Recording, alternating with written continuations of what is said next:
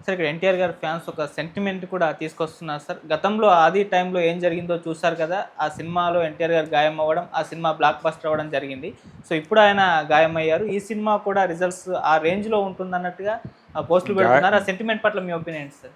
గాయం ఆ రోజుల్లో కూడా సెంటిమెంటే మాట్లాడారు ఆది టైంలో కూడా. హ్మ్. అంటే సీనియర్ ఎన్టీఆర్‌కి యాక్సిడెంట్ల మీద ఆయన షూటింగులు చేయటం అవి హిట్లు అవ్వటం ఉంది.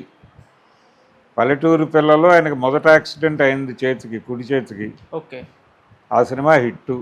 ఆయన హీరోగా నిలబడింది ఆ సినిమాతోనే.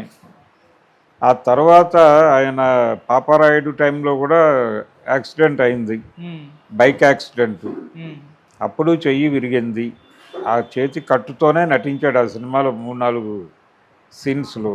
ఓకే. ప్యారలల్‌గా 'గజ దొంగ' షూటింగ్ జరుగుతోంది అదే టైంలో. ఆ సినిమాలో కూడా 2, 3 పాటల్లో ఆయన కట్టుతోనే కనిపిస్తాడు. అది రిలీజ్ డేట్ క్లాష్ వచ్చి హడావిడిగా కంప్లీట్ చేయాల్సి వచ్చి ఒకే రోజు 2 పాటలు కంప్లీట్ చేసిన చరిత్ర ఉంది. హ్మ్. ఆ 2 పాటలు ఆయన కట్టుతోనే డాన్సులు చేశాడు. అది అర్థమవుతుంది మనకి. ఆయన హ్యాండ్ చాలా కంట్రోల్డ్గా పెట్టేసుకుంటాడు, అది కదలకుండా చూసుకుంటూ డ్యాన్స్ చేస్తాడు. అది అర్థమవుతుంది చూసేవాడికి. అలా ఆ 2 సినిమాలు పెద్ద హిట్స్ అయ్యాయి. ఓకే. కాబట్టి ఆ కంటిన్యూషన్లోనే ఆది హిట్ అయిందని ఆ రోజుల్లో చెప్పుకున్నారు. హ్మ్. ఇప్పుడు మరి షూటింగ్లో పాల్గొనాలి ఆయన కట్టుతో. హ్మ్. అంటే యాక్సిడెంట్ అయిపోయి అలా పడుకుని షూటింగ్కి వెళ్తే కుదరదు. ఇప్పుడు హిట్ అయిన సినిమాలు అన్నిట్లోనూ కట్టుతోనే నటించాడు ఆయన, ఆయన ఈయన కూడా. కాబట్టి ఇప్పుడు కూడా కట్టుతో తీసుకెళ్ళి ఒక పాటో ఫైటో చేయించేస్తే హ్మ్. అప్పుడు సెంటిమెంట్ వర్కౌట్ అయ్యే ఛాన్స్ ఉందనుకోవచ్చు.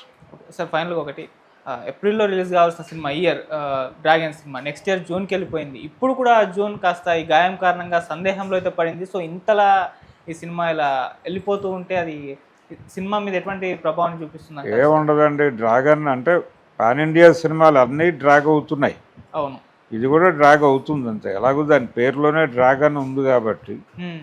ఇంకొక అడుగు అవతలకో యువతలకో వేస్తుంది. ఓ జస్టిఫికేషన్ డైలాగ్ యాక్సిడెంట్ అనేది ఉంది కాబట్టి హ్మ్. చెప్పుకుంటారు అంతే. Okay sir. Thank you so much sir. Thank you.